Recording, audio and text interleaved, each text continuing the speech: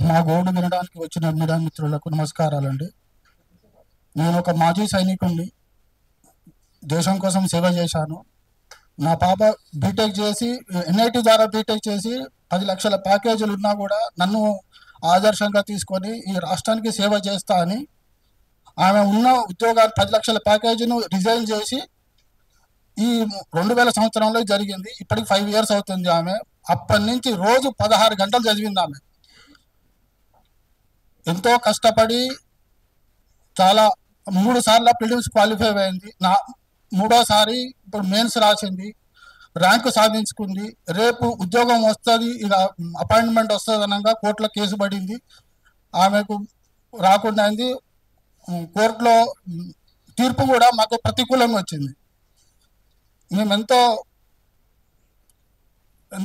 ఆమె మ్యారేజ్ చేయాల్సింది ఉండే, అది కూడా ఆగిపోయింది. ఆమె మ్యారేజ్ కూడా కాకుండా అయిపోయింది. మేము ఎంతో పేరెంట్స్ ఎంతో ఇబ్బంది పడుతున్నారు. మన తెలంగాణ వస్తే మన జాబులు మనకన్నారు.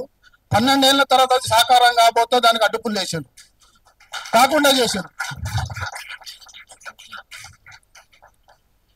కొన్ని కోచింగ్ ఇన్స్టిట్యూట్స్ వాళ్ళు పాఠాలు చెప్పకుండా సోషల్ మీడియాలో వచ్చి పిల్లలను అసాసినేట్ చేస్తున్నారు.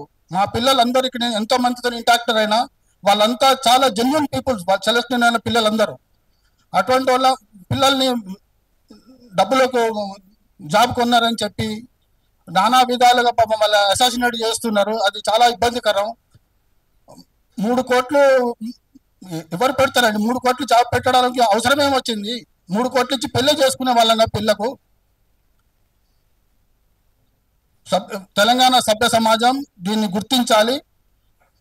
దీనికి సరైన గుణపాఠం కూడా చెప్పాలి అందరికి. Thank you. Subscribe us and press the bell icon for more interesting updates.